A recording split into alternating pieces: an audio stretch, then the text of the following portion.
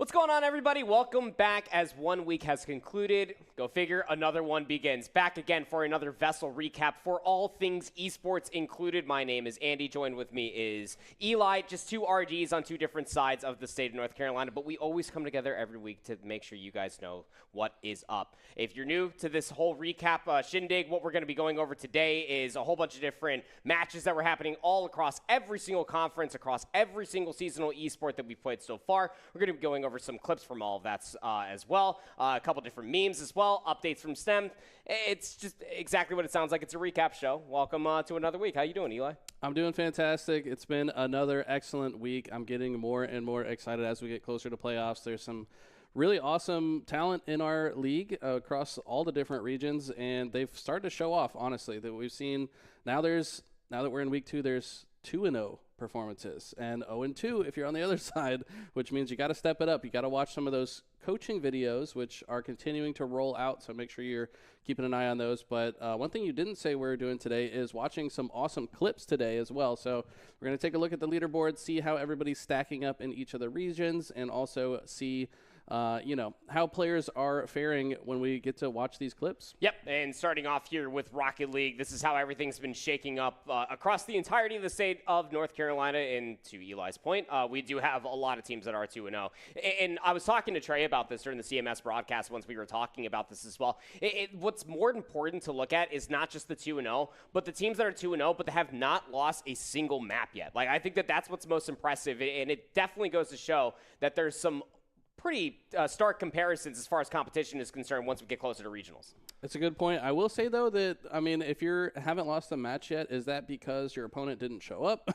We have had a few forfeits as well, so that's an automatic 3-0 in those cases. But also, I've seen some really talented squads that just also matched up against another really tough squad early. Speaking of which, Pine Forest High in my region, Sandhills, they looked incredibly good, but they also had a close Game 5 series that they barely came out ahead of. But, in that matchup, both teams were very good. Yeah, we've been having quite a bit of that for CMS as well. I think Providence has definitely showcased their talents and abilities, albeit Providence A is down at 1-1.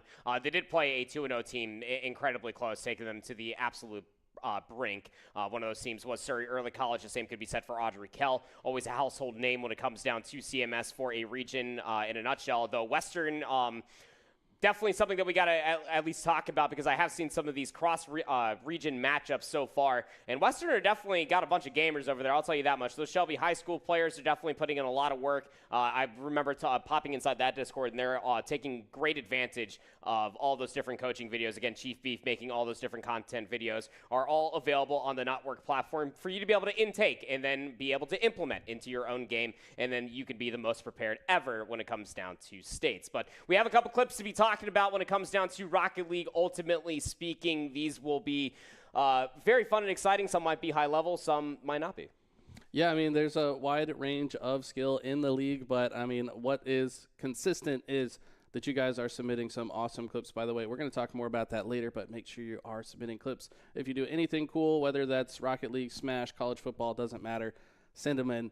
But let's go ahead and jump into our Rocket League clips of the week. This one doesn't have any sound, so you're going to have to, unfortunately, just listen to the sound of our voices for this one. But Providence versus Surrey Early College. Yeah, CMS matchup written all over it. Surrey Early College, actually one of the schools that I overlook, and then Providence is a school that Trey overlooks as well. We had a pretty good time just chatting about this matchup within its own self. Providence is a school that we have seen quite often, but when Surrey Early College were starting to play them, it became not very competitive very, very quickly. As you can see, this is Game 5. The first two games were wildly competitive, 10 shots shot on both sides of the screen. But then coming into game number 4, Surrey Early College just blew Providence out of the water. So far I can just tell by the way these cars are moving that these players are high-ranked and know their way around the field. They have very good ball control, perfect jump and boost control there to get the touch, but it's not going to be perfect enough to land the shot on goal. Here we see another member of Surrey Early College trying to get into position to maybe set up a pass, a little bit of assist action here, and it's pretty difficult to play defense against players that play in the air so effectively. Yeah, and to the opposite point as well, what made this matchup within its own such an absolute banger is for the continuation of defense. They're always putting themselves in a position to play proactively about what each team offensively are trying to do, but a nice little flip play comes all the way through. And Tampa Banana, albeit being demoed, will get that last touch, and the ball will go in towards the net. So Providence did take a 1-0 lead here as far as this Game 5 is concerned. But, again, if we're sounding just off our rocker here, when we're talking about just like the simple mechanics of Rocket League, you have a boost, you have the ability to be able to maneuver yourself all the way through the air and acrobatically can get that ball into the net. This game had a lot of that, plus some more, both on offense and defense. Ooh, I like that attempt at the boost mid-air for the aerial dribble. Now, it does go to the other side, but wow, another shot goes in. This time on the other side as Peyton is going to get it in there. Yeah, and one thing that Surrey Early College did that I was very appreciative of was Peyton was always the first on rotation to be in the goal to play on that defense, and was always the first to recognize that ball is midfield, and it's centered for me to explode all the way through the entirety of the field, use all my boosts, and just shoot the ball in towards the goal. Surrey Early College took that in the end in a 3-2 fashion. Now over towards Durham Arts versus Richmond Senior. Yeah, this was a fun one. Durham Arts found themselves in the semifinals last season, top 4 at States. And Richmond Senior, though, showing that maybe it's their time to go to States. They came out very strong against Durham Arts. I believe ultimately won this one. And that was a great goal, I believe, from Mountain Dew Fiend, one of my favorite players, and gamer tags to watch. Both these teams actually so good. They're, I believe, scrimming against each other as well, just recognizing like, hey, you guys are good, we're good. Let's make sure we get the best practice we can. I respect that. Richmond Senior High was actually a school that I did a lunchroom takeover with RD Chris, and I remember talking to the Rocket League individuals, and they do have a couple Grand Champ players. Mm-hmm. Yeah. And the fact that you're telling me that Durham Arts is scrimming up against Richmond Senior, that is just something that you can only promote so much across every single e-sport. We want to see you guys practice up against each other. That'll not only just raise the level of competition, sure, but it'll also just make you better at the game. Nice little maneuver right there for Habibi, as he will just slip the net and all the way tap the ball between what looked like about 2 defenders, and we'll get the goal. That was a good assist there by Typhon as well to just set up Habibi for that play. That's what I'm noticing about these higher level Rocket League teams is how they are consistently giving themselves more and more opportunity to score by following up on each other's plays. You have to expect if you're playing against good opponents, they're going to stop the first attempt on goal. But what about the second and the third? And if you continue to aggress in those moments, maybe you can catch them off guard and land a goal. That's what both of these teams have been so effective with as we see Euphoria doing the same thing for Richmond Senior as well. Yeah, again, it's the art of being proactive and being very advantageous, opportunistic, other buzzwords as well. This is the game of Rocket League within a nutshell. If you can react to what the enemy team is doing to you, you're probably going to set yourself up for success more often than not rather than just ball chasing. Over towards Hope County and New Bern now. Who gave Andy a dictionary? This man's throwing out words that I can't even spell. However, let's see if these players can get the ball into the goal on this side. I remember watching this one as well. Snoopy finding different ways to score throughout. This was Wio's chance to score, though. And this one, I believe it was New Bern that came out ahead at the end of this one. But this was a very back-and-forth series. Ultimately, New Bern won it 3-1. And we saw a lot of scores from Wio and Voidiak during this one. Yeah, it doesn't surprise me that between Hope County A and New Bern, I'd have to almost double check to make sure that this is correct, but I know that New Bern is definitely one of the bigger schools when it comes down to a coastal high school itself. So I remember talking to them. They were very, very excited to be able to get the season underway, including all of their staff as well. Voidiak going to be able to get a nice little bump. Didn't even have to fly too high in the air for that little goal to come through, and answers back quickly from the one previously scored. Sometimes you don't need to make it too fancy, you know, just hit the right corner of your car at the right speed with the boost, and that's what Voidiak was so good at. He did that a lot in that series, I'll tell you that much. So yeah. A lot of goals scored by them. They're definitely one of the teams that I'm looking out for. Like I said before, though, Pine Forest High is one that I have my eyes on, and Cedar Ridge looking very good as well. So lots of awesome talent for Rocket League in VESL. Yeah, again, so New Bern being able to take that, they only lost one game so far across the 2 series being played.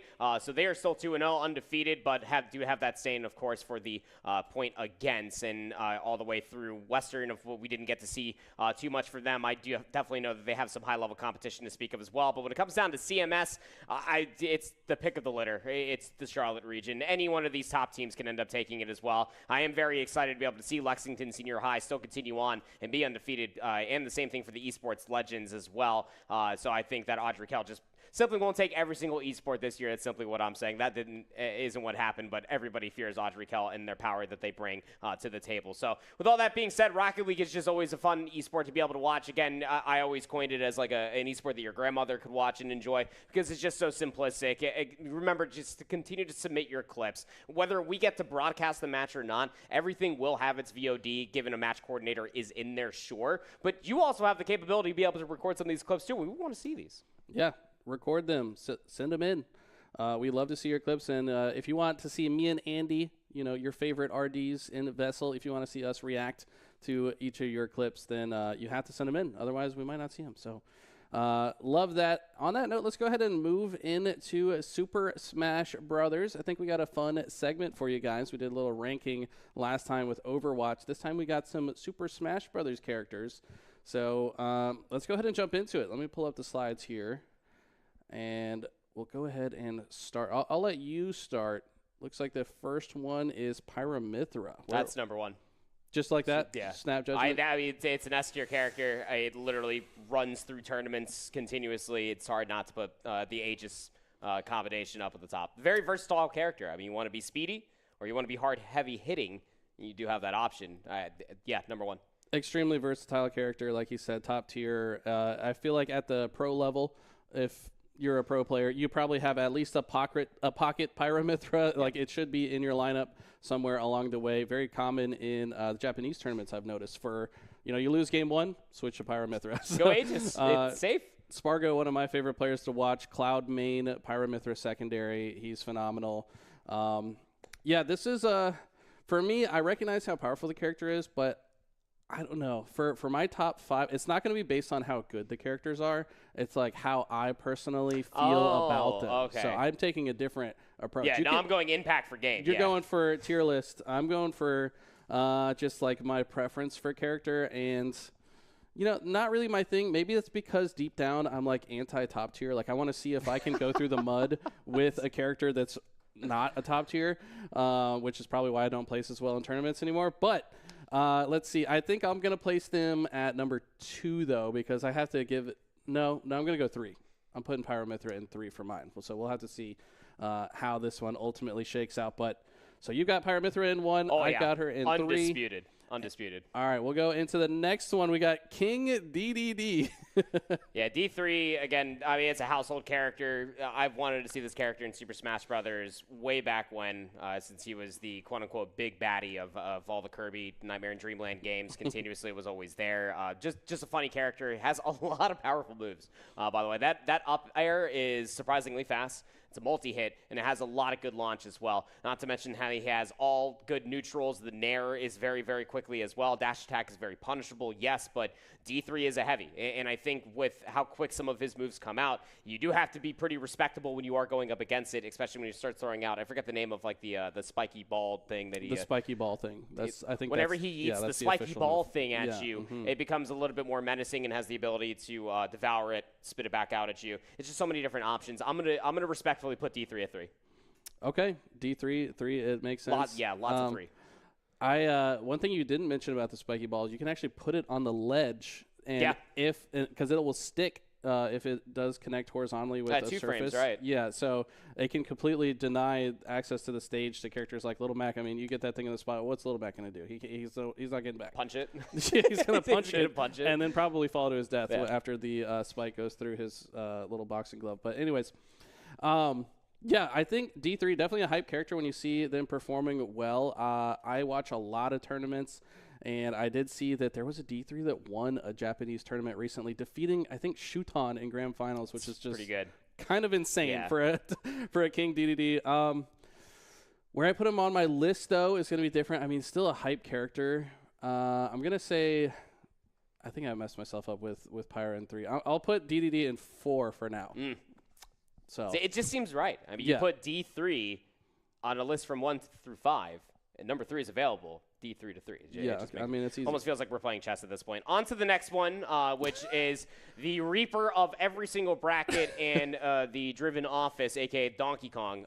Donkey Kong, much like D3, is a heavier character. Now, the difference is every single move that DK has besides the Mega Punch is within, like, frame 3 to 8 on startup, which is incredibly fast for a heavy character. It has super armor. And again, when you just think about Donkey Kong professional players, I know you're thinking of it as well. Donkey Kong lives a very warm place in my heart.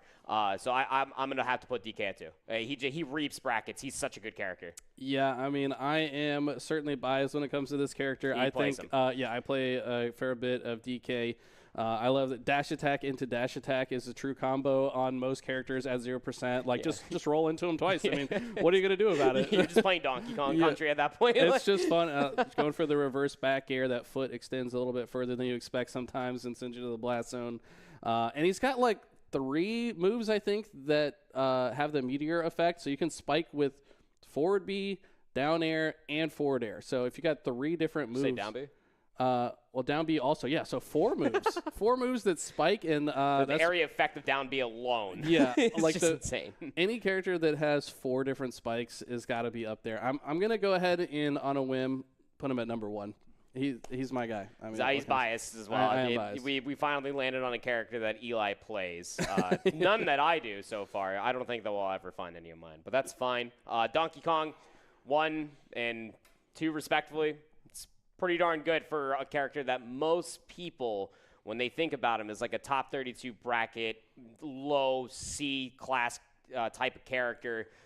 You run into a Donkey Kong and you don't know what you're up against, you will die probably before the clock hits 6 minutes. Yeah, we didn't even talk about the cargo throw as well. The only character that can grab you and then put you on his shoulder and walk around. I mean, just up throw to up air, just being a true combo, roll to roll. You can throw into the stage. It's a tech check as well. Yep. The yeet throw is true of like 85% plus on lighter characters to be able to get the elimination as well. Donkey Kong's got a lot of tools and tricks, and we'll move on to the next character that doesn't have a lot of tools and tricks, and that's Little Mac. But what he does have is 2 boxing gloves and a lot of heart.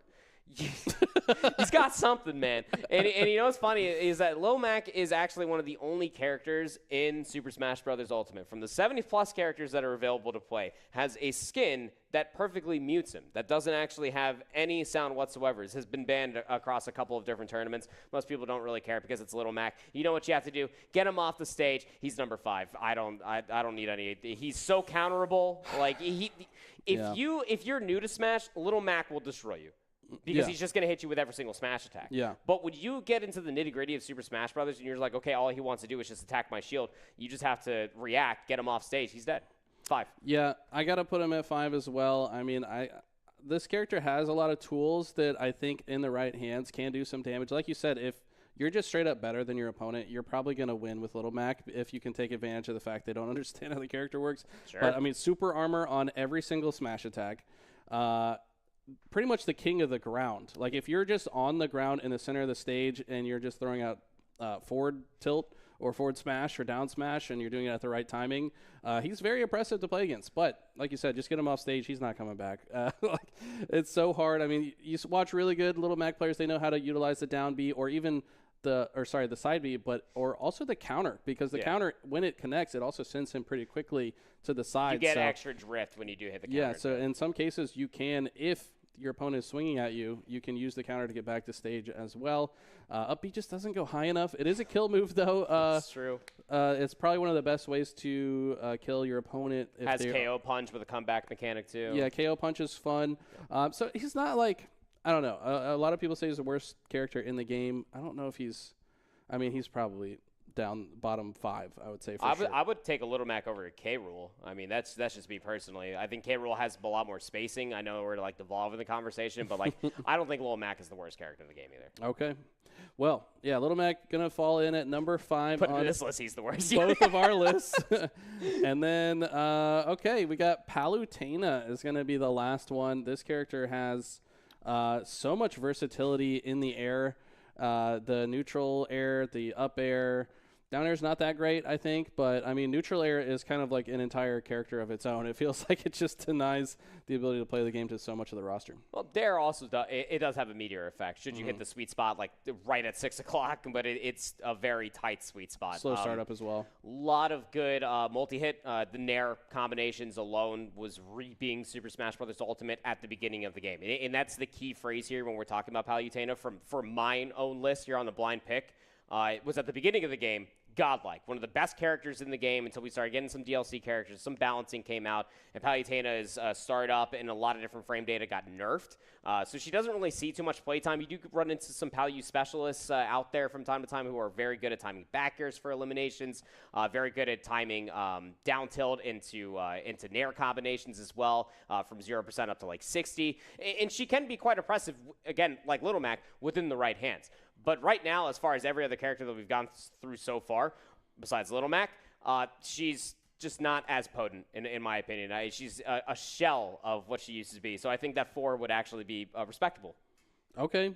I'm happy having her at 2 on my list. That's the only spot I had open anyway. So it's going to be Donkey. So just to recap my list, I got DK at number 1.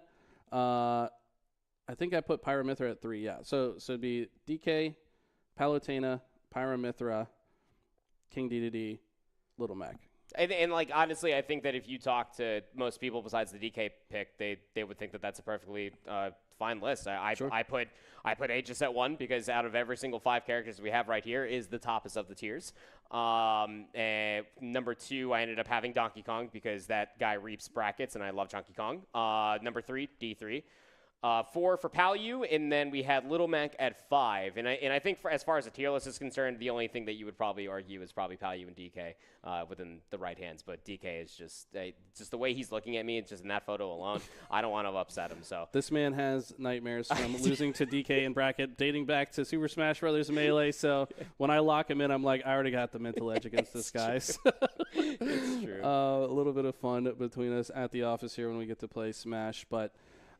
That's awesome, man. I guess from here, let's go ahead and jump into just straight into Super Smash Brothers. I mean, like we got a lot of different leaderboards to talk about, and this is one that's going to be all over the place. Again, when it comes down to Super Smash Brothers, I brought this up on last week's summary. Like, we have over 100 competitors playing in Super Smash Brothers, and obviously, yes, a lot of them are kind of separated in between you and me. I mean, look, I have a third page, 42 all the way down to Sun Valley, but have yet to actually either play a match or they have yet to win a single map. So again, we would like to reinforce this. Show up to your matches, practice.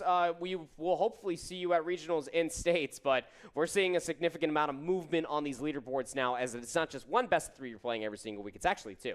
Exactly. That's what I was going to mention is they're getting twice as many matches as everybody else. I mean, granted, Smash has always been a very fast game, but a couple players I want to highlight on my side of the league. We got Jack Britt, which is Misty Bot, Steve player, who I saw defeat his opponents in about less than 60 seconds multiple times. As a Steve? Yeah, Steve player just has all the Steve combos on lock, and that is a very scary thing to think about if you're another player in Sandhills to play against a Steve that knows how to use Steve to its fullest potential. But I know he also plays Me Gunner, so I think Me Gunner might be his main, and Steve is actually the secondary. That's but, terrifying. He is, very scary. And the thing about Gunner is not many people know how to play against Gunner because you don't run into that many of them. Not many people know how to play against Miis in general because you rarely ever see them. But like, you run into like a good Mii brawler and you're getting like shot put balled like off at like 85%.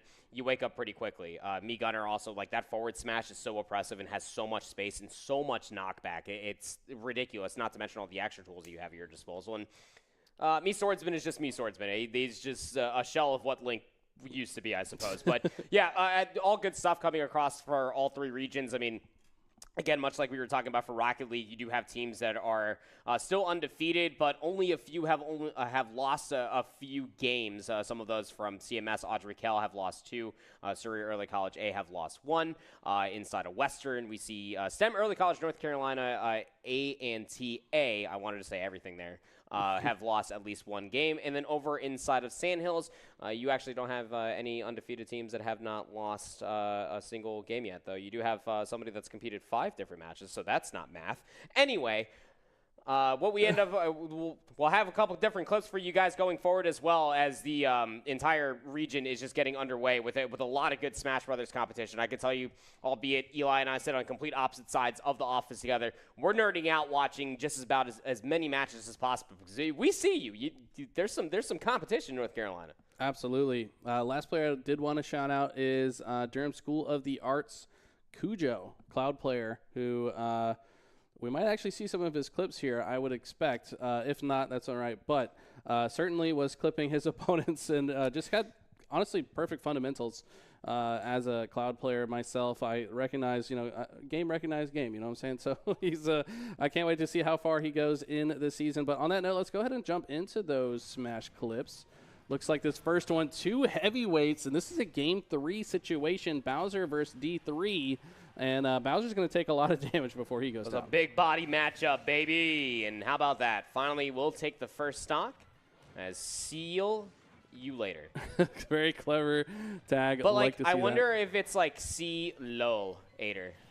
No, it's just seal you later. Oh, okay. Yeah. That makes more sense. The U is capitalized. But 156% on the D3 after gassing him up as far as the tier list is concerned. Pretty much. You can face a Bowser and get run into the ground. A lot of good opportunities to have with a character like that. Swinging those forward airs, and can you blame him? That move hits hard.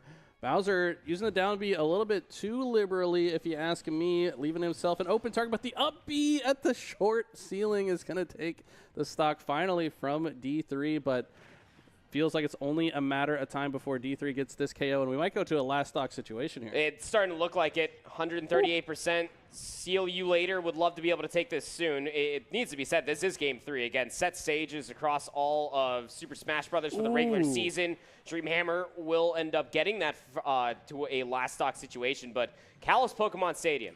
It is the biggest stage in the competitive rotation across every single region for Super Smash Brothers. But 2 heavyweights, we might be here for a bit. Yes, I mean, they hit hard, but they also take a lot of damage. I think Bowser, heaviest character in the game, weight in the 300s, by far and away the most heavy character. And they're just throwing out moves. I mean, I kind of respect it. They're trying to get this game over with.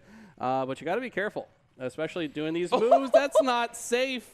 That man's charging a hammer in your face. You can't just give him the free hit like that. Oh, man. It's like you said, and this is always going to be the deciding factor. Like when push comes to shove and there's a lot of pressure against you, you do have to try to, not do the same spam over and over again, as we will end up hopping over towards ALG and do it for Etika. I'm pretty sure that this is a CMS matchup, if I'm not mistaken, but we don't have an overhead to make that for a fact. But how about a Kirby versus a Kazuya? Yeah, 2 very different ends of the tier list. Nice parry, though, is going to also get the trip down tilt multiple times in a row.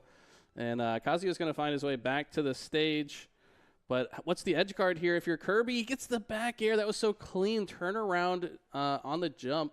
Make sure he can get the even stronger hit there. Forward air would not have been good enough. So another trip into grab, down throw. Tries to combo it into the down air, but it's going to be a forward air into dash attack, and Kirby's offense just went crazy there. Kirby has a lot of moves that maneuver within each other. How about an up tilt? Misses a little bit outside to the down air. That would have comboed in down smash wonderfully. 69%. The trip, no punish. Oh, that might come back to bite. Do it for Etika right in the rear end. Oh. And yeah, the down smash is going to cover unless you get to the ledge safely. Do you reach it from that far? No. Wow. That's a reverse 2-stock situation from ALG. We hopped into that clip, and they were down in a bad situation, but that last stock lived for a long time. Clean offensive pressure out of the Kirby, keeping Kazuya down, and that's not an easy champion to go against. Now we got matchup from my region here. We got Tay from Tarboro versus Mirage Eagle of Lee County.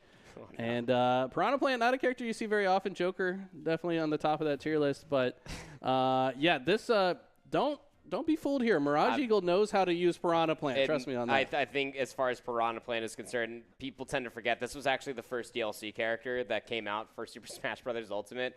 Piranha Plant's up there as far as a heavy character is concerned. Funnily enough, people don't really think that there's a lot of soil within that pot, but that pot is made out of like 5K gold and with an extra special of granite. So Definitely a lot of hits available for Tay. If you can get some timings correctly, technically you should win this matchup, but a good Piranha Plant exposing a lot of the projectiles, dash attack, and all the super armor at your disposal can be a real problem to deal with. Yeah, I mean, back air on the Piranha Plant is essentially ball. reskinned Charizard back air. We'll see the neutral B, but up smash, kind of take it. But yeah, I remember watching this. I want to say Mirage Eagle got so many KOs with that back air. It's just so powerful. Yeah.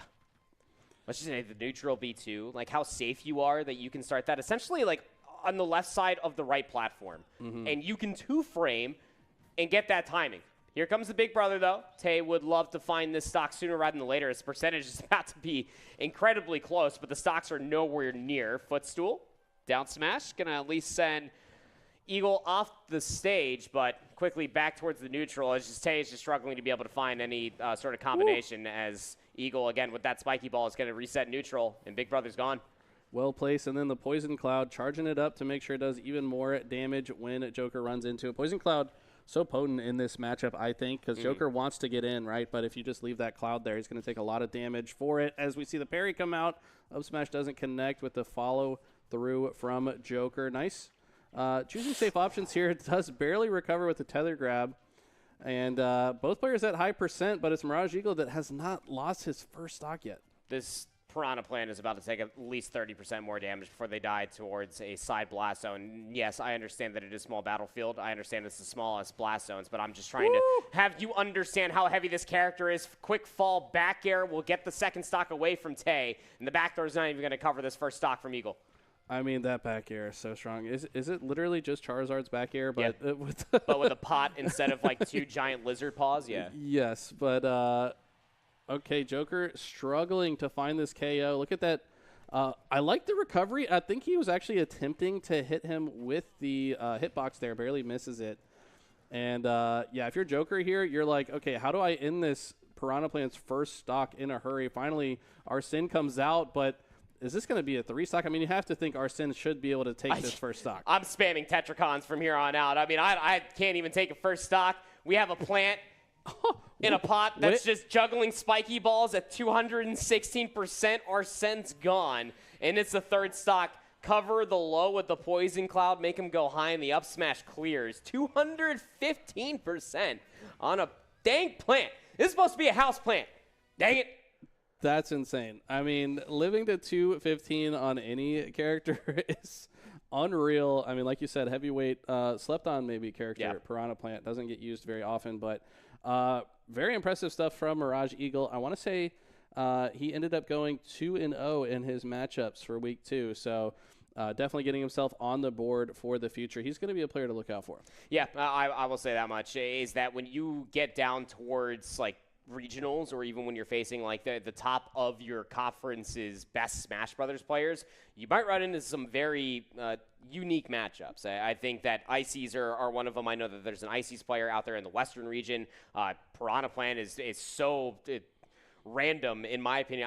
I know what the character does, and I still wouldn't even be mentally prepared for that. So definitely want to make sure that you're watching all of the Buzz's videos, so that way you can not only find a main, but also find the best practice for yourself, so that way you can be prepared for those matchups to come your way. But still plenty more data to come through, as we're only just through week number 2 of Super Smash Brothers matches, just about the halfway mark as soon as week 3 gets underway in the upcoming days. But still plenty of more clips that you guys can submit to us, so that way we can promote it here on this very show.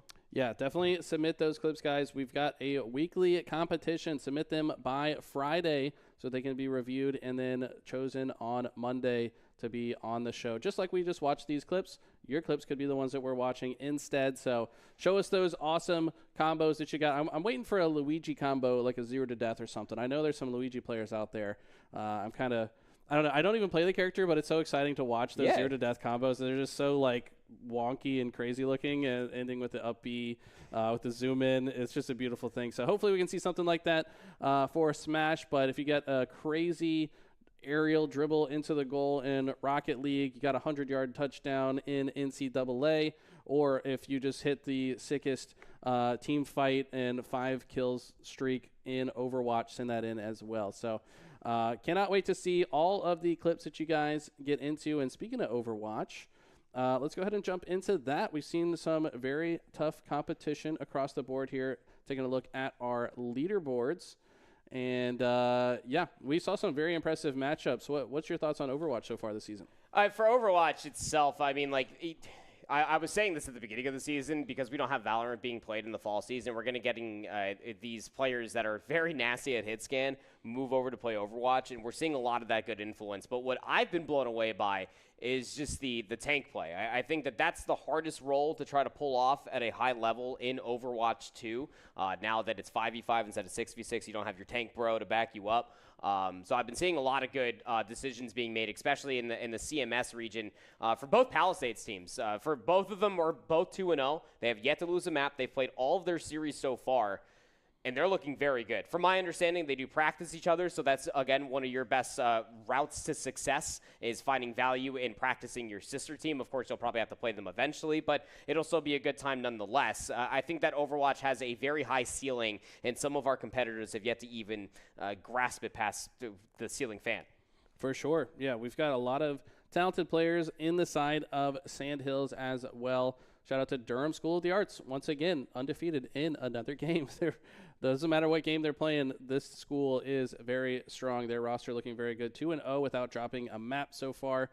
Can say the same for JP Knapp Early College, Northside Onslow, West Craven, North Carolina Virtual Academy, that's NCVA, and, of course, Westover High. All these teams currently 2-0 for the record. Yep. Shout out Gaston Early College in Northwest Guilford. We see you there in the Western region, albeit maybe covered by a mountain. We know that you're out there gaming, and being undefeated is no easy feat, albeit only having 9 competitors. Definitely reach out into the mentors, your teachers, other students as well in the VESL Hub Discord, not only just to be able to practice with one another, but to be able to collaborate on some ideas as well. I mean, playing the game ultimately, go figure, is the best way to become better at the game as well. So I'm definitely excited to be able to see as we transition into a couple of these different clips that we had from this previous week number 2, to be able to see where some of our schools are located at. Maybe some unique compositions that we've gotten as well. From my understanding, especially in the Western region, that there's a Bastion player that is currently just destroying everybody in his wake. Yeah, no surprise to me there. We saw a help me out, guys. I'm newer to Overwatch. It's no secret. What's the hamster ball character? Wrecking Ball. Wrecking Ball. Yeah. Okay. We saw a player on Wrecking Ball, Swagboy123, love the gamer tag, and he went on, I think, a 20 kill streak. That sounds like a created username. He was just all over the map, running people down, perfect accuracy. I cannot wait to see that player more because he was one of the most exciting players to watch. But like he said, let's go ahead and jump into some of the Overwatch clips that we saw from week 2. This one's going to be Sun Valley High versus Concord High. Yep. CMS matchup here. Actually, 2 of my schools, funnily enough. So Sun Valley A, a little bit of a newcomer versus Concord High School, which, again, has been in the VESL program for quite some time. Nice little salute the sun comes down for Bronte. Nice Alari ultimate. It just heightens a lot of good damage, and all you have to do is just tap him once, and the sun will explode and do the rest. Riptire there at the end just confirmed the last elimination. Even Concord are down a member right now going in towards the second stage of this first control map of Lijiang Tower. Sun Valley might have an opportunity. Okay. Yeah, looks like right now Sun Valley firmly in control. They got the first point and have control of this one. Does Concord have the answer in this moment? So far, the answer is no, as 3 go down. And, yeah, this looks like it was a tough match for Concord, but these players are popping off on the side of Sun Valley. It seems that we have another Wrecking Ball player for Sun Valley, as Deep will end up finding value with the Wrecking Ball, but has a lot of good supporting staff around them. I mean, the Mercy going back and forth there from Hatsu. Also has what is now a Cassidy, but a Widowmaker. Now back over towards the Reinhardt there. Here's some of the better decisions that I was talking about. Concord High is still down a player. Previously had one, but they're moving this payload wonderfully. I mean, why not? Just death ball together, one support on the Ana. Just watch what happens. I've been so impressed by the teamwork and coordination and chemistry, the way these healers are able to keep each other alive, the way the tank's able to create space for their team. And that's a 10-kill streak on Mr. Hamster Wheel himself. And, wow, Sun Valley with an emphatic victory there. Now we're going to switch gears here. Another matchup here from CMS, Porter Ridge and Palisades. And looks like Maury's who we're watching now. This was a really good matchup. Again, like I had already talked about, is that Palisades are undefeated. Yeah, you just saw a dominant win out of Porter Ridge. This first stage was all dominant. It was this guy right here on your screen, Cody on the Genji. It was a real problem, and Palisades just did not know how to fully deal with their backline being just ran over by a cybernetic ninja with a sword and a couple shurikens. But the answer for Palisades came in the May. Graviton Surge comes through here for Igor, clumps a couple of Palisades members together, and it should just be cleanup duty from here on out. Cody did die. Maybe an opportunity to try to work your way back in towards this fight, but you didn't have any support, so Porter Ridge may have lost the point in about 35%, but they bring it right back. Yeah, I like the way that May played that. Really extended their life as long as possible, because that's going to, make it a little bit easier for your teammates to manage the fight on the other side while she holds that attention, but it didn't matter. Like you said, Porter Ridge a little bit strong, but Palisades ended up with the W on that one. Yeah, so it went 100-0, and then it was like 100 to, I think, 99 overtime in the second stage, and it reached the third stage, and Palisades just wiped the floor with them on Gardens. Yeah, there was just no counterplay whatsoever. It was specifically Rhino that was the unsung hero for Palisades. Everybody played their part, but Rhino played somewhere near about like 5 to 6 different tank characters in this one best-of-3 series. That's impressive, not only to be that flexible, but to also be that dominant on so many dang characters. They ended up capturing the point with about 4 minutes and somewhere 5 seconds as well, and Porter Ridge got so close to doing the same. So impressive for a player to be able to have that deep of a champion pool. Here's the 5-player kill streak on the side of Porter Ridge, but I don't think it was going to be enough. Rhino, last man standing, though, in this moment. Does he pop off here? Yeah, but it's also Speed. Speed had the Bob. Bob's that 6th player that comes in. It's your butler on duty that just touches the point, keeps it contested, and you can just sit back with your DMR. That meant that, albeit, yes, Porter Ridge finally won a team fight. They got pushed into overtime. But if you don't know how overtime works in Overwatch, if you both capture the point and one team has time, you do not. You only have to capture one segment and you win the map. Very difficult scenes for Porter Ridge, who played that series very, very well. Now over towards Tabaro High School and NC Cyber Academy. This was another good one. We see another Reinhardt coming out here, Dapper Uzi on it. And this player, very impressive as well. Like you said, the tank players really kind of carrying the team in some situations to just open up the map for one another, and we've seen some high-level gameplay. Yeah, absolutely. I'd love to be able to see the flexibility for tank players, because you have the pick of the litter to be able to try to find value. Talk about a duality of 2 different tank players. The Orisa ultimate comes through, but talk about a response from Classic. Drops the beat on the Lucio, and that keeps everybody alive through the Orisa ultimate. A massive moment for Tabaro High School as they push it towards a 3rd stage. Wow, okay, and shout out, by the way, to Redaboo's. Not only playing this game, but also Super Smash Brothers. But yeah, we see a huge moment here for Tarboro in this matchup. So multi-talented gamers here playing multiple titles and having some success. Yeah, we have quite a few of those, which is just always really exciting to be able to see familiar names in a lot of different esports, and I guess just like consistency on how good they can honestly be. Nice isolation there from Uzi. We'll take down Knight towards the corridor. And this should at least be another team fight win for Cyber Academy, who trying to at least find value with this Graviton Surge. Dapper Uzi throws it out. Minty's able to combine that with the Death Blossom for 2, but it didn't seem like the payload moved that much as we're into the next team fight. These team fights are so close. It feels like both teams really playing their champions to the maximum.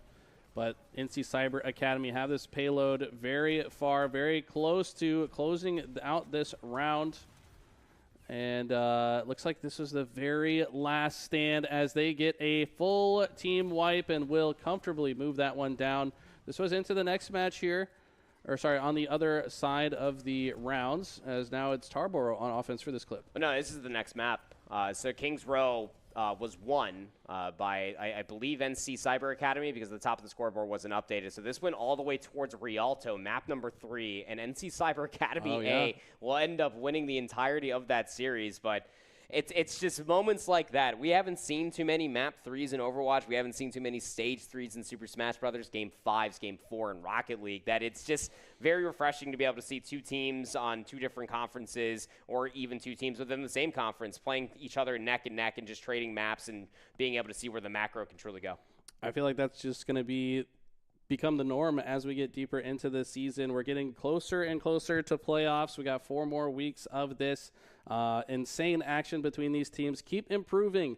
Jake, Overwatch has all these videos for you guys to study and watch together. I think it would be a really good practice for all 5 of you to schedule a time. If you don't have a scrim lined up, just sit and watch Jake Overwatch's videos together and talk about it and have a team discussion about, like, hey, he's right, we could do this a little bit better. And, maybe get the teacher involved too. I know there's a shout out to some of the teachers that are always in all of these lobbies and keeping these teams organized. Yeah, and just to piggyback off that as well, a good thing that you could do, watch Jake Overwatch's video and then watch your VOD, because all of it is available, whether you are on broadcast or not. You will be able to find those VODs, so you'll be able to go back and rewatch those together, so that you can learn from Jake Overwatch and then learn from each other as well, so that we can continue to see you progress. But make sure that you're always practicing. Show up to your matches. It's the best way to improve is playing the game, of course, forehead. But at the end of the day, we want to make sure that you guys are there, being active in the Discords and on the Not Work platform,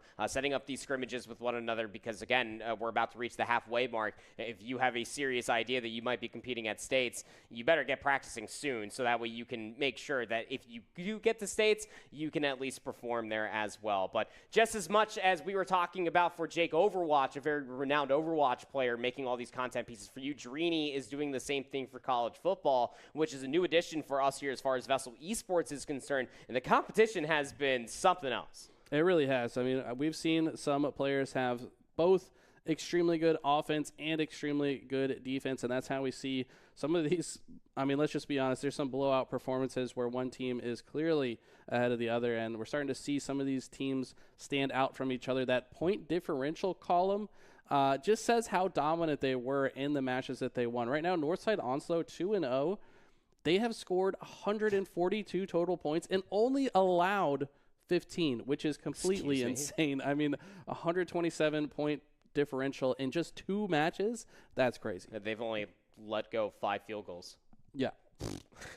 That's insane. Okay. How about the 103-13 out of Shelby High School there in the Western region as well? That's quite a commanding scoreline as well on the opposite side. I mean, shout out Palisades for all the competition that they're playing, and you can see how close the competition is on that side of the woods. Palisades A do have a very close differential, but everybody has their eyes set on beating Myers Park, who have only allowed 14 points to come through thus far through 2 matches being played. I'm sure that we have our eyes all set on Palisades A versus Myers Park, but them Sandhills kids are definitely something different. I'll tell you that much. That point differential is egregious, to say the least. Yeah, you can't sleep on my region. These guys are amazing. I believe it is Western. Is that where TBK is? Is that Shelby High A? Okay. Yeah. So TBK, I believe the defending champion of Madden. I believe most people would consider him to be the front runner for VESL overall. So can anybody stop him? I feel like some of these players in the other regions might have something to say to him going into the playoffs, but that's going to be a matchup we have to see it later. For now, just interconference competition. Make sure you guys are showing up to your matches and watching the Drini videos. They're very informative and help you maybe learn some more mechanics about the game you didn't even recognize were there, and showing you how to take advantage of them as well. I mean, like, why not take advantage of the most winningest Madden player of all time, if not the one of the best? Madden 11 championships. Player. That's something slight. It's 11 more than I have. So that's true. And it's one of those things that, like, it's content that's available for everybody on the Not Work platform. So we definitely hope that you guys are being able to watch that again for free, like waffle fries. So now we got some clips to end up talking about here, as well as we have a lot of different regions we're playing up against one another, as well as the competition just continues to roar on. There's a lot of schools that obviously stick out, but I think you asked the greatest question of them all: is anybody going to be able to stop Shelby? Because it clearly nobody on that side of the neck of the woods, pun intended, has been able to do so thus far. Yeah, he is a force to be reckoned with. Shout out to TBK. But, yeah, let's go ahead and jump into the clips and see what these players were doing. Here we've got Roberson versus Shelby. There are 2 teams, so I can't confirm or deny if this is A or B. But judging from the score line, it's starting to look like it's probably Shelby A, which would be TBK. And we see kickoff going down. It's going to be caught by Roberson. Does the defense have an answer? Yes, they will shut him short. So 1st and 10 on this offensive drive. This has always been the immediate question for me watching a lot of college football, CMS, or anything else, is that the defense in college football is the hardest to pull off. Being able to read the offense plays and what they're trying to look for. Nice little throw there as they were getting hit. Gets the ball fully launched past the 1st-yard line. The chains will move forward, and so will the ball. Okay, we see the player accessing the audibles menu. Usually something you see from some higher-level players to throw off their opponent a little bit. Look, fake one play, change it last second. As we see the long throw all the way. Can it be caught? No, it's going to be an incomplete pass, but I admire the attempt. You know, sometimes you got to go for it, especially when you're down by this much. You've got to start taking some bigger risks. There's 41 seconds left in this quarter. Could be the last offensive opportunity they have in this half. Yeah, probably got, well, realistically, you only have about 2 more shots to be able to convert this 1st down. You don't want to be giving the ball over minus a punt with such a steep disadvantage. Nice little throw to the outside and steps out of bounds as well. It needs to be said that Robertson actually has all 3 timeouts available. With 36 seconds remaining in this half, the ball is truly on their side of the field to make this a scoring opportunity. I mean, 30 seconds is plenty of time. It sees a massive gap, almost faked like he was going to run for it, but it's going to be intercepted. Shelby's going to say, oh, you thought you had an opportunity to score. Sorry, but let's jump on over to Jones Senior versus Hoke County. I remember this one because this was one of the most explosive and exciting matches of college football I have ever seen. Here we see the extremely long touchdown. It's going to be caught. This is how Hoke County started to come back. At this moment, they were down by 12, right before this happens. Pay attention to the rest of this. So they get this field goal for the extra point. And I believe they go for an onside kick here, or maybe this was later in the game. Okay, normal kick this time. This one's going to go into the hands of Jones Senior. And I remember casting this, and before this, when it was still 22-10, I was already kind of writing Hoke County off, but maybe I'm spoiling just a little bit. As you'll see, next play, Jones Senior try to go for it, but it's immediately intercepted, and this man, I want to say, goes right into another touchdown. I mean, the moxie on these players is so impressive to me. The resilience is so important in games like this. It really is. I think just being able to, again, control the defensive member, to not give up pass interference, but also be in the right position to be able to make interceptions like that happen is one of the more intricate difficulties that is college football 2025. But it seems that Hoke County A were more than capable of doing so, also able to almost complete another play. 2nd and 10 here. Deep pass downfield. Cornerback nowhere near the receiver, and it's just free. I mean, this feels like it's man-to-man coverage. There's no zone defense up towards the right and left corners towards the end zones. And Hoke County, I mean, just when they were down, now they have a 2-point lead. In the matter of 2 minutes, completely changed the tide of that match. I believe they did go on to win that one. Here we've got a classic matchup from the CMS region. It's going to be Palisades A versus B. Who doesn't love an in-house matchup? Should be a lot of good practice in between the two. Well, how about some animosity? Picked off now. Palisades B. Going to be able to run the ball. There was somebody right there to be able to get the tackle. Here comes 23. Can 2 make it? In towards the 10, the 5, and he will make it towards the end zone. A 100-yard interception touchdown. Unreal. We've seen that a few times already, so a little bit of celebration there from the player. Love just the game of college football in general. They did such a fantastic job with this game. But, by the way, that player was down significantly before that play, but afterwards only down by 8, so huge comeback moment for them. Sure is. It's also just a really funny matchup just to see the Georgia Bulldogs up against the Longhorns out of Texas has been something Trey and I have been bickering back and forth about as well. Just as much as bringing the football out of the end zone when it was almost all the way towards the back. Just take the touchback. I get that you have the potential for an explosive play, but starting even 5 yards back could be the difference maker in between even getting a first down here. Absolutely. Let's see if Texas can further cement their lead or if it's going to be stopped by Palisades B. Little handoff here, unexpected, and that's going to be a free first down. Juke got a little bit nerve-wracking there, as if you get fumbled while juking, if you get taken down while juking, you're a lot more likely to fumble, but able to hold on to that ball. Yeah, we'll say this much. A lot of good offensive players, seeing TDK and a handful of others, is that one thing that you want to take advantage of if you're making a lot of run plays like that happen is the juke stick ball. Was that actually caught? I mean, it looked like it barely. Was. Yeah, it was scrummaged over for quite some time, but ball will be covered, and we'll move down the field. Now in towards Palisades B territory to the 46. Such a close pass there. A little bit of playing with fire. Love these replay angles as well. But they made some progress down the field very quickly. Let's see if they can convert this offensive drive into more scores, or if Georgia can stop it. Maybe another interception potentially in the cards here. Pass goes out. It's going to be a perfect juke. Going to land the first down and a little bit of extra credit with it. All right.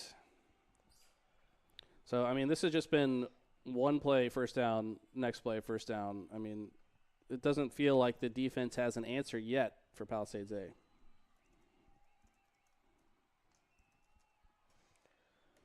Ball's moving quick. I will say that much in between both Palisades players. And Palisades A mustering a lot of offense. You would love a stop here if you are Palisades B, thinking 7 if you are A, but only want to make it at least 3 if you are B. Nice little stop, loss of 4.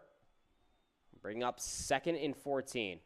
And this is always the biggest decision as we are watching this from Palisades B's perspective. A lot of zone coverage. You do at least have one watching the quarterback, but is currently being controlled by the player. But that's trusting the AI just to make the play forward, make the interception happen, and that quarterback ain't catching this safety, I'll tell you that much. Another interception touchdown for Palisades B. The offense for A was so stellar. They were moving the ball, the change soon after. I was thinking that we were going to be able to get 7 as well, but now Palisades B are thinking we go for 2 here, tie up the ball game.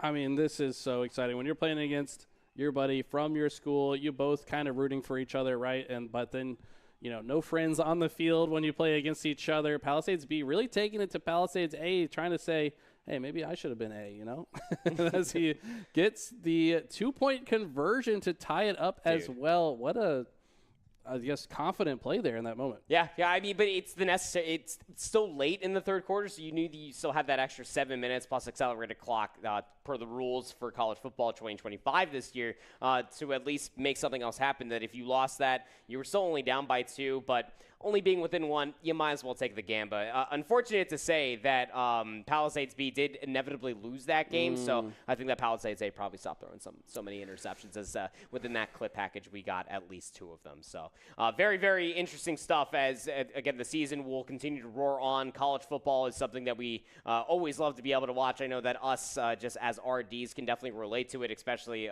for a few other ones that don't have experience in Overwatch, can relate to college football a whole lot more because, hey, football. So with all that said as well, we want to continue to push this for you guys. Submit your clips. Even if it is a broadcasted match, if you're playing college football, it's on a console, very easy to grab that clip, and you can upload it to the Notwork platform so that we can highlight it here on this very recap show. Or it might also come your way in a certain YouTube or IG short as well. Here's a quick little sneak peek of where it might be. Is your character wearing headwear? No. Is your character above the age of 25? I would assume yes. Okay. So Zarya, right? Hey, nope. Hey. Does your character have a serious facial expression? No. Is your character big?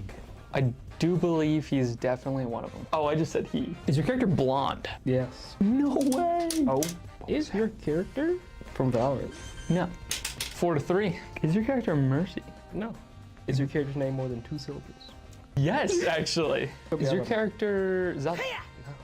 No. What? Is your character Captain Falcon? Are you looking at us? You do something about it. Yes, it is. God. Is your character Shulk? It is. Some very fun small form content that's being put together, but we also want to try to highlight your clips of the week as well. And the best way for you guys to help us out is just by uploading those clips to the Notwork platform. Again, you can find that on our YouTube shorts or on Instagram at VESL.gg. But as we continue on with the show, of course, we got to get an update from our STEM friends. Here's what they have to say on the week. Thanks, casters. All right, guys, welcome back to the best part of the stream, the STEM segment. Hey, guys, I am Ko. And I'm Julianne. And we're here to tell you all about what has happened and what's about to happen over here in the STEM League.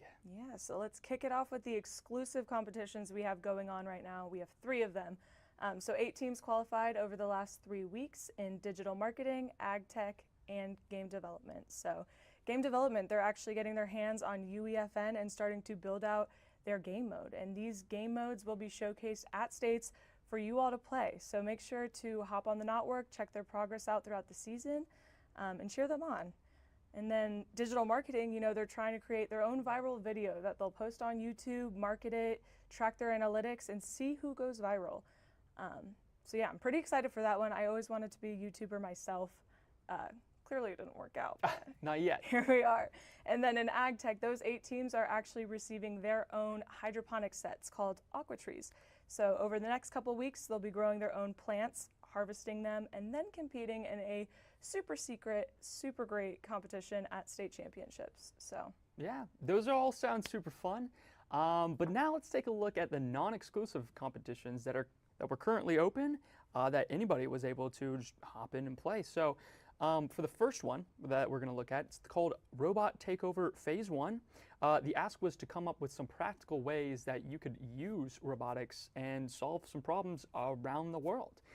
So in third place, we have Curry Joss from William Amos Huff High with 800 points. So this robot also just gives call-outs and stuff, as well as helps you walk around that environment so that, you know, your elderly people and your parents and whatnot are, you know, able to function on their own. Really cool stuff, man. love it. All right, in second place we have NC Saturn, or I guess NCV Saturn. Get it right. Yeah, that's on me. From NC Virtual Academy with 814 points. Their idea was a cleaning robot that would essentially sit in very crowded public places like airports and offices. And this thing would replace essentially janitors because it can sit there and wait for spills to occur and then immediately go and tackle those problems and get that out of the way for people. Just making sure that a space is clean 100% of the time. Very cool stuff. And also, they suggested that we use it on the mothership at the state's event, and not gonna lie, maybe we need it. You know, maybe we'll have a really nice, clean setup. Can it cable manage, though? That's the big question. Yeah. Does it trip? Yeah. All right. So very cool stuff. But first place, we have Josh, aka Riots, from Philippa Berry Academy of Technology with a whopping 836 points. Their idea was to create a robotic bin that whenever you just like throw trash or anything in there, it would automatically detect if it could be recycled and what type of recycling, because that does matter. And if you labeled it wrong whenever you went to the machine would also have a screen there to like educate you on what is recyclable and what is not, because you know some plastic bottles can't be recycled, some can, so it's confusing. This robot solves it all. Awesome stuff. Yeah, I love how it gives the user direct feedback when they recycle, because I personally love those water fountains that when you fill up your water bottle, it tells you exactly how many water bottles you've saved. So I feel like it gives that same energy that I like. Oh, for sure, yeah. All right, well, great job on the first phase for robotics. Now let's take a look at what happened in the first phase for Follower Frenzy. The ask was to get started and establish a baseline for your media accounts and create a strategy for going viral. So let's go ahead and look at third place, Forgotten Zebra from North Carolina Cyber Academy with 740 points. They posted a clip of them getting a play of the game in Overwatch 2. But the funny part was that that Tracer knew that they were done for, and so Forgotten Zebra just emoted on them right before taking them out of the game. I thought that was pretty funny. Good on them. Good job. Love that. All right, in second place, Coleman ___17 from Early College East High with 790 points. They posted a little self-promo for their, I think that's TikTok? For sure. That's their TikTok account. Yeah, they posted that and they're like, hey guys, check it out. They've got a lot of cool gaming clips on there, and they pledge to, start working a little bit, putting more effort into their gaming clips that they upload to their channel. Yeah, and I like this one because if by the looks of it, it looks like it's a pretty new account. So I'm excited to see them start from ground level and go up. So yeah, awesome. Love that. All right, in first place, we have Becca 3 Destroyer from Ardrey Kell High School with 875 points. They also posted a little mini self-promo here with 2 dogs, both named Max and Charlotte. Their social account is all for dog lovers, and it's going to post a lot of cool dog stuff. I like looking at dogs. Actually, my lock screen is a little puppy, so this is probably the best account for me. So really cool stuff. Love that. Nice work, guys. Not to skew the competition, but I would definitely follow this account. I love following animals on social media. So yeah, there is a reason why they got first. You know? Yeah. All right. All right, and so should we get into the 3D Print to Win competition? So last week, students were able to think of any 3D printed object that they would want to print that solves a day-to-day problem. So if we want to kick it off in third place, Becca the Destroyer from Ardrey Kell High School with 810 points. So not going to read this whole thing, but she created a non-spill cup, especially for people with Parkinson's disease and elderly and who suffer from hand tremors. So I think it's super useful. And also just for me being clumsy or kids, I think there's a bunch of different uses that this cup could have. Becca did a great job, explaining the problem it solves and then different features of the cup on how it solves that problem. So great job, Becca. And in second place, we have King's Beak. I always thought it was King's Break. Yeah. King's Beak from Philip O'Berry with 840 points, the zip attach. Love these demonstrations, you guys. It really helps me visualize what you guys are wanting to 3D print. So this is for pockets that don't have zippers, and I feel like we're all victims of things falling out of your pockets. You lose them in parking lots and you lose them in your car. But this is a 3D printed zipper that you can zip attach to your pockets. Yeah, I actually personally love this one because I just found my own pair of pants that have zipped up pockets, and it's the most comfortable pair of pants I've ever worn. And the zippers, they just work. It's phenomenal. Love it. Great piece of technology. So I love cargo pants. Yeah. So, and then in first place in the 3D Print to Win, we have Cat Peaches from Cabarrus Early College of Technology with 880 points. So it looks like it's hand-drawn. If it's not, it's a great representation of what their product is, but it's basically an adjustable paper towel holder. So for young kids, for disabled people, and people that just can't reach paper towel holders, when you're in a public restroom or a guest house and you can't reach it, this basically attaches onto that paper towel holder from any height so that you can reach it and that you can use the paper towel holder. And it actually fits in your purse and in your pockets. So collapse it, throw it in your pocket, zip it with a zip attach, So those were all super fun to go through this week in the 3D Print to Win. Yeah, for sure. All right, now let's transition over to looking at the game build phase 1 that we just concluded. The ask was for you to create your own game concepts for the game that you will be building over the next 4 weeks that will eventually be shown off at the final events. So let's go ahead and look at third place. That was NCVA Saturn from NC Virtual Academy. They decided to spec out a game called Harvest Horizon, which is actually a add-on to their previous game that they submitted earlier. In this game, you essentially just take all the cool farming tools that we actually learned about earlier in this season through the agriculture pathway, and you farm. It's going to be better than any farming game that you have ever seen before. Trust, I have full faith. All right, so let's go ahead and look at number 2, second place, Gray 727 from Durham School of the Arts with 810 points. They created a game called Shadow Quest. Now this one I actually thought was really interesting because it's described as a RPG with horror elements. Now I've never ever seen anybody even try to tackle this, and that's a merging of 2 different game genres that I think is going to make something that is at least super interesting, if not a lot of fun. They also talk about what they focused here on one of the enemies in the game called Nightmare, which, if you don't know, a mare is like a different word for horse, I'm pretty sure. So it's a clever play on words. and a skeleton horse always goes pretty hard. So really cool stuff. I really hope that you make this game because I'm very interested in playing it. So Got your first player. yeah, I am the first one. I'll be the first one to play test it. I'll find all the bugs for you. Just let me know. I got you. All right, so in first place, we have Curry Joss from William Amos Huff High with 840 points. They created a game called EcoQuest Guardians of the Forest. So in this game, it's essentially a puzzle adventure game where you go through and you solve various puzzles. And by solving various puzzles, you are helping the forest and nature grow back to where it was as you're guided along by spirits. So this is definitely going to be, I think, more of a relaxing game. And lots of people love relaxing games, and you could tell that because this is our first place winner for this category. So really cool stuff. Nice. And that leads me to talk about our last new competition that we rolled out last week, the Drone Pilot Showdown. So basically, students were asked to create a drone-based solution that could solve real-world problems. So let's take a look at third place, Josh from Philip O'Berry with 880 points.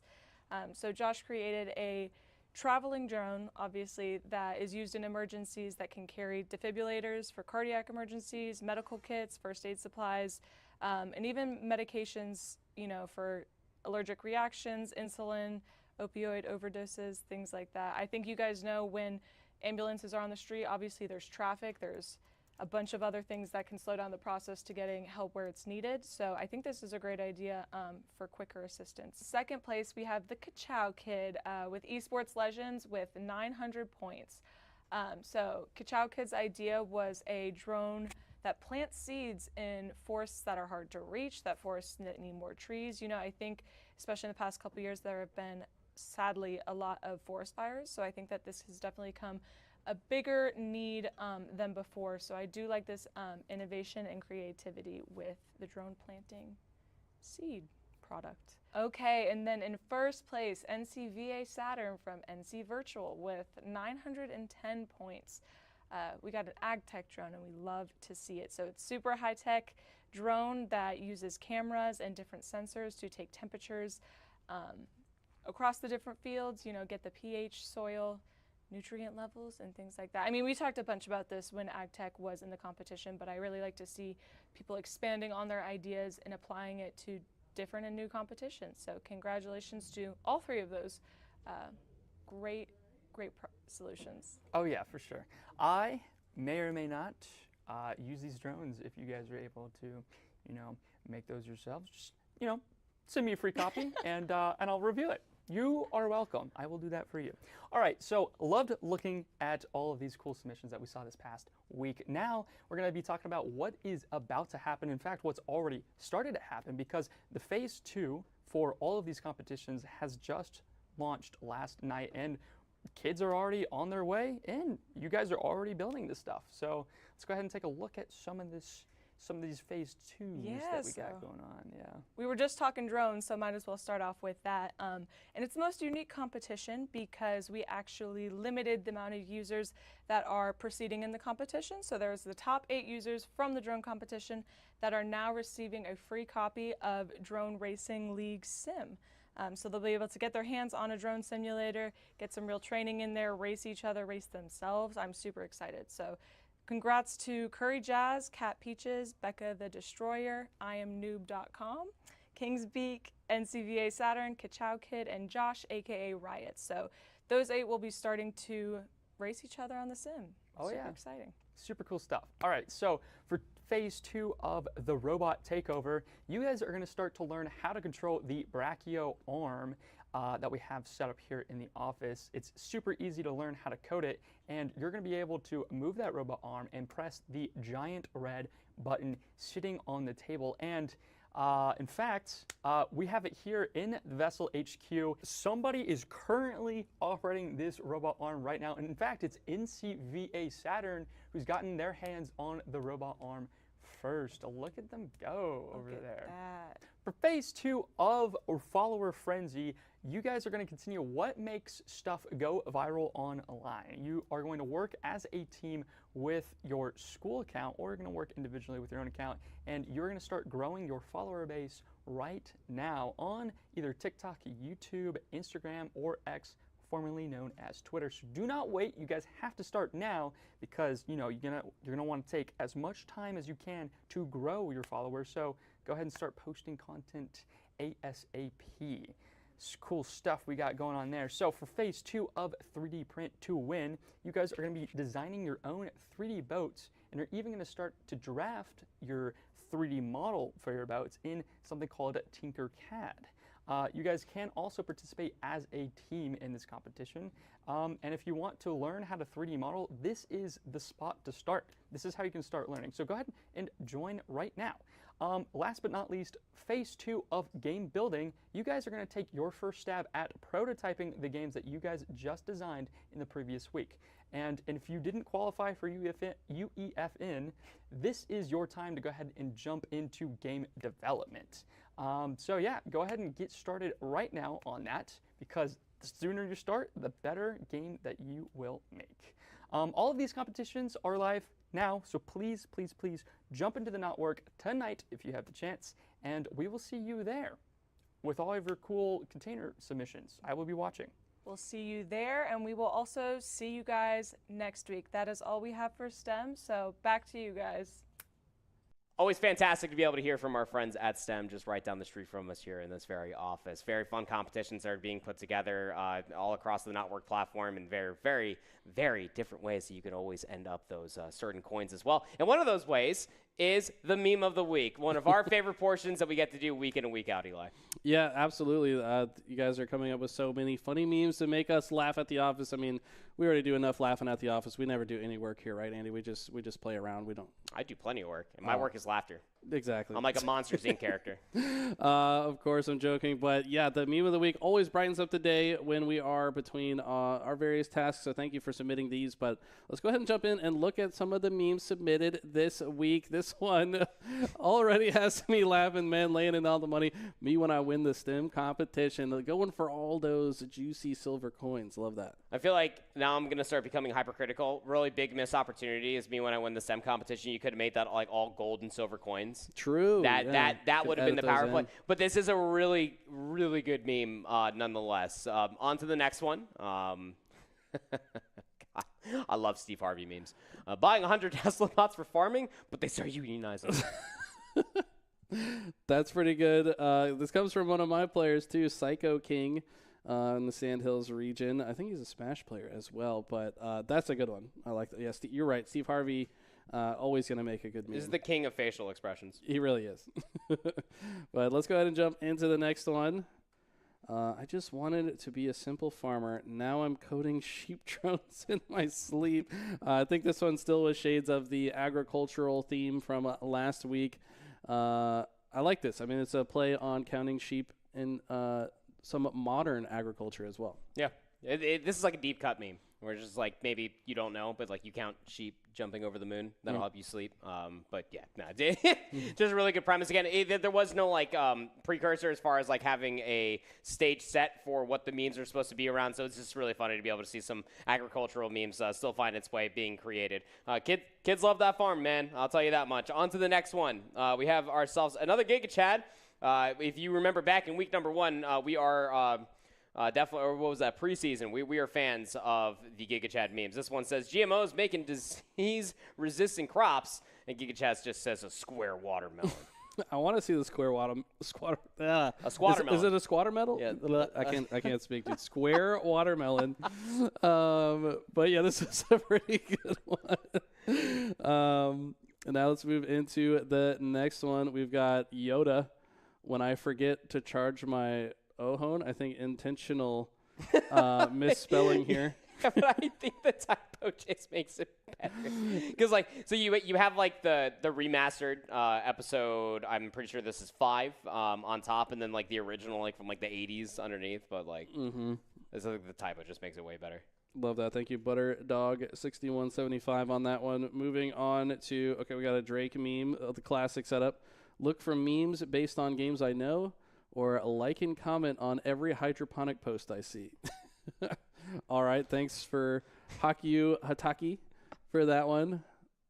And moving on, let's go to AI-powered tractors is one way. Tractors with built-in TikTok, and the car is quickly turning to the right because they're a new-gen farmer. Yeah, I remember some of the funniest ones that we had from the agricultural side of the memes was that how much technology goes into like all these different machineries that's being used. So just like at that point, look, if people are pulling up Tamagotchi on weed whackers, you might as well be able to pull up TikTok on your tractor. That's all I'm saying. On to the next one. One of my just favorite just templates in general. No subsidies? Lost your farm? That's pretty good. Yeah, the face is just so multi-purpose. The Ka-Chow Kid sending that one in. Thank you for that. All right, moving on. We've got Joker. Me coming on to feed to like and comment for silver, and a game I've never heard of before in my life is the car hitting him. Wow. Literally you when Splitgate first came out. Yep. I'm so excited to be proactive today. Splitgate just came out. Bah! Me when Apex came out, or hell, even game for that matter. And like Mini Motorways did this to me as well. This is a really good meme. Because I mean, like literally, you can get sidebarred by any one of your friends, just like telling you, like, dude, you would love this game, and we need a third to come play right now. And you're just like, well, might as well. That was Fortnite for me. I did not expect Fortnite to take over the world like it did, but man, when it came on strong. Such a fun game. But all right, moving on to the last one for meme of the week. We got a lot of words here. Can you walk us through this one? Doesn't even help. Yeah, drones, and I just lot my dog. AI-powered tractors are out here planting fields faster than we can blink. But guess what? Nobody's figured out how to bring back my boy. They can genetically engineer drought-resistant corn, track soil. All right. So we got, and then in the background is a disheveled koala, I believe. I don't even know is that a koala? Because it looks like it has a wolf's jaw. You're right, actually. It's like a mix between an owl, a koala, and a wolf. Not really sure what I'm looking at. And it's the modern day griffin. I also don't really know what I'm looking at with the words either, so I think that's kind of the point.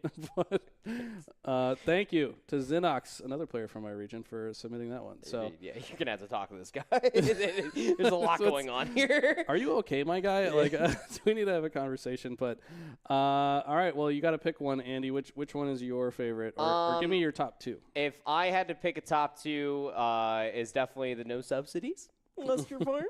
It's definitely a good one, and then the Joker one just absolutely tickles me pink. I felt like the Joker one was your favorite, just by your reaction. Like, you had the most emphatic reaction to that one. Yeah, but because I wanted to keep a sound face and voice so I could do the voice for the no subsidies.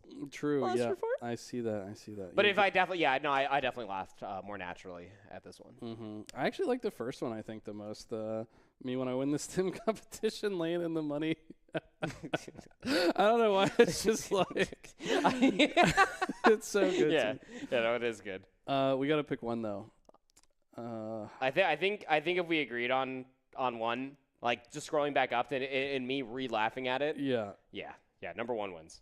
All right, let's go with it. Yep. Meme of the week is going to be won by Cole Freed, and I guess that means that is gonna be him when he wins the STEM competition, because he's gonna get some coins for winning meme of the week. So thank you guys once again for submitting these.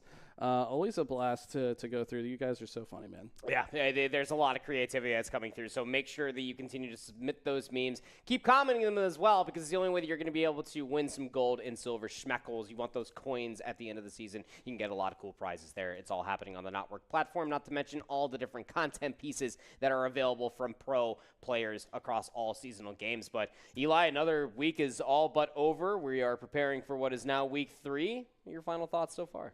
Final thoughts. You guys are awesome. All the players that are competing, all the people submitting memes, all the coaches that are getting involved, and the parents that are letting their kids play as well, which, we love good supportive parents. So Just want to say thanks to everybody that's been competing. Can't wait to see how things continue to shake out. I got my eyes close on those leaderboards, and I'm excited to cast some more action from you guys. Yeah, I promise you this much, everybody that's watching and all the competitors at home, you think that you want to make it all the way towards states. Us as RDs are just as hungry for the competition to continue on as the weeks commence. So with all that being said and all of that involved, this has been another update here for the VESL Fall 2024 fall season here on the esports side of things. It's always been a pleasure, but we'll see you again, same time, same place next week.